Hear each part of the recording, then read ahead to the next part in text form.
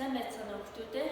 Та бүхэнтэй 3 дахь хичээлээр уулзч байгаадаа баяртай байна. За өнөөдрийн хичээлийн сэдэв угсарсан нийлмэл өгүүлбэрийн утга бүтэц хэрэглээ. За энэ хичээлийн зорилго угсарсан нийлмэл өгүүлбэрийн бүтээх арга, гол ба гишүүн өгүүлбэрийн онцлогийг таниулах, за угсруулах холбоог зэрэгцүүлэх холбооноос ялган таниулах, гол ба гишүүн өгүүлбэрийг зааглан зөв тайлбарлах чадварт сурах юмаа. За өгүүлбэрийн ангилал гэхээр та бүдгийн өмнө мэдэж байгаа энгийн өгүүлбэр, нийлмэл өгүүлбэр гэж ангилж үзэж байгаа. За ингээд энгийн өгүүлбэр хэлэхэд бол та хэд эргэн өгүүлбэр, хураангуй өгүүлбэрээ мэдэж байгаа. За нийлмэл өгүүлбэрийн төвшөнд мөн зэрэгцсэн нийлмэл өгүүлбэрээ мэдэж байгаа. За түүнийхээ үндсэн дээр тулгуурлаад өнөөдөр угсарсан нийлмэл өгүүлбэрийн онцлогоос мэдэж авъя. Дараах ихэс энгийн өгүүлбэр ба нийлмэл өгүүлбэрийг ялгаад дэвтэртээ бичээрэй.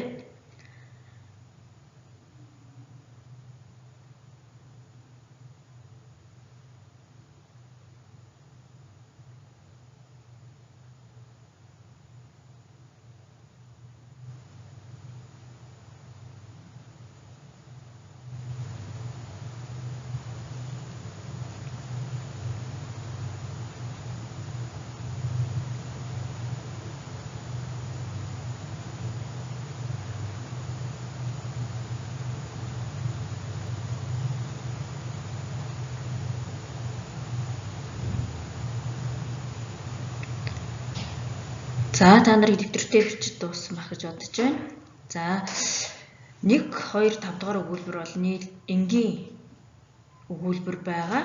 За энгийн өгүүлбэрээ гишүүдээр зураад тогтвортой холбоо байвал тэмдэглээрэй. За өгүүлбэр зүүн холбоо харьцааны хувьд бол зэрэгцүүлэх буюу зэрэгцэн нийлмэл өгүүлбэр маань 1 цагт болдгоор онцлог. За угсруулах холбоо буюу угсарсан нийлмэл өгүүлбэр маань цуваа цагийн үүднээс өгүүлбэр маань бүтэдгээрээ онцлогоо.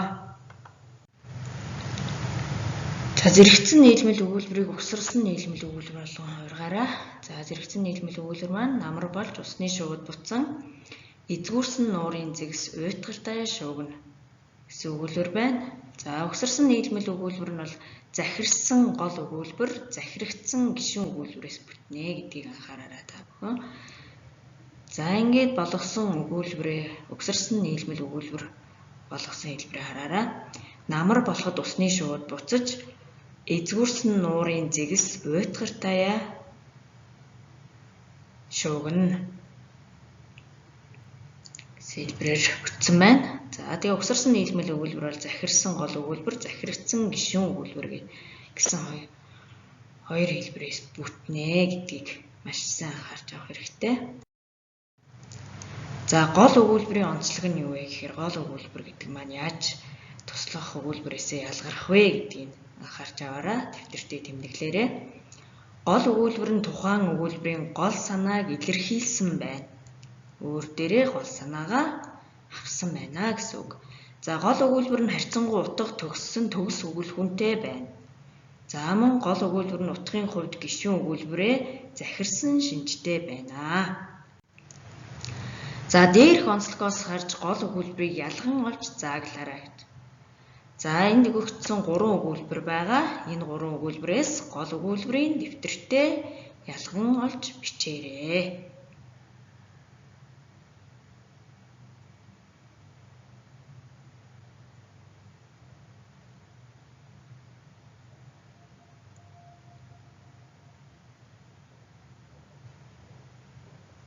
За бичиж дууссан бол за 1-р өгүүлбэрийн гол өгүүлбэр нь жавга нойрносоо сэрв гэсэн өгүүлбэр байна. 2-р өгүүлбэрийн гол өгүүлбэр нь номыг би олон удаа уншсан.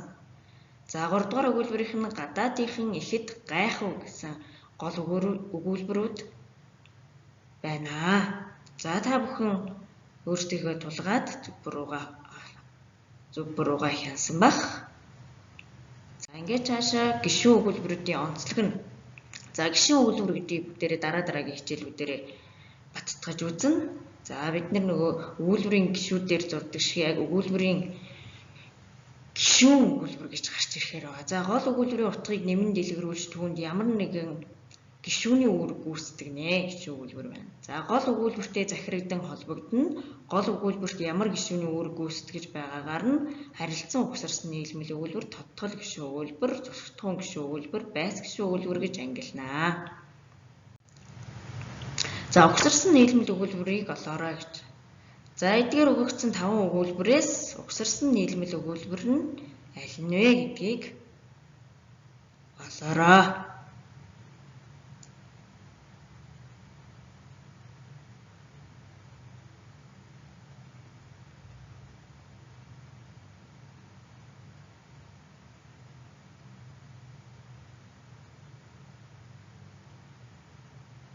За угсарсан нийлмэл өгүүлбэр нь бол 1 5 дугаар өгүүлбэрүүд болно. За жишээ нь малчны гэрт төрсөн бэ гэдэг өгүүлбэр маань гол өгүүлбэр нь.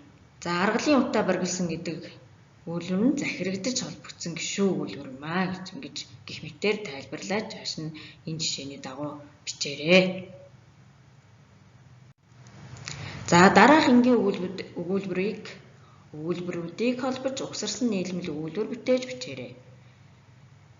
За жишээ нь болд үрчилж авсан, хүүн том болжээ, миний сэтгэл догдолсон гэх мэт энгийн өгүүлбэрүүд байна. Эдгээр энгийн өгүүлбэрүүдийг шууд дэвтэртээ угсарсан нийлмэл өгүүлбэр болгож бүтээж бичээрэй.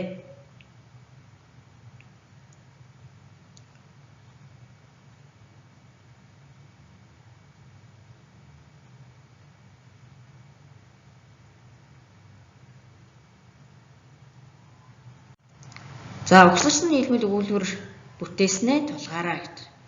За эхний өгүүлбэр болгосон байдал болдын үрчилж авсан хүн том болжээ гэж. За энэ дээр авсан гэдэг өгүүлбэрийн гишүүн өгүүлбэрийн гишүүн маань сан гэсэн холбоосоор холбогдож тодтгон холбохын сан учраас тодтгол гишүүн өгүүлбэр гарна гэдгээр энэ дээр та нараас харах жишээний. Ийм байдлаар ерөөсөө өгүүлбэрийн гишүүн өгүүлбэрээ харж таньж болно. Тийм учраас та бүхэн нөхцөлүүдээ бол бас сайн нүдлэх хэрэгтэй. За ингээд дүгнэлт зөв бурууг тодорхойлоорой гэсэн сорил хэсэг байна. За эндээс нэгдүгээрт нь угсарсан нийлмэл өгүүлбэр нь гол ба гишүүн өгүүлбэрээс бүтнэ. За хоёрдугаарт угсарсан нийлмэл өгүүлбэр нь зэрэгцүүлэх холбоогоор холбогдож болно. Гуравдугаарт гол өгүүлбэр нь захирсан утгатай байна. Дөрөвдүгээрт гишүүн өгүүлбэр нь гол өгүүлбэрт аль нэг гишүүний үүрэг гүйцэтгэнэ. 5. Гишүүн өгүүлбэрийг холбоо харьцаа утга үүргээр нь 3 ангилж болно гэсэн боломжуудаас зөв хариултыг нь сонгоорой.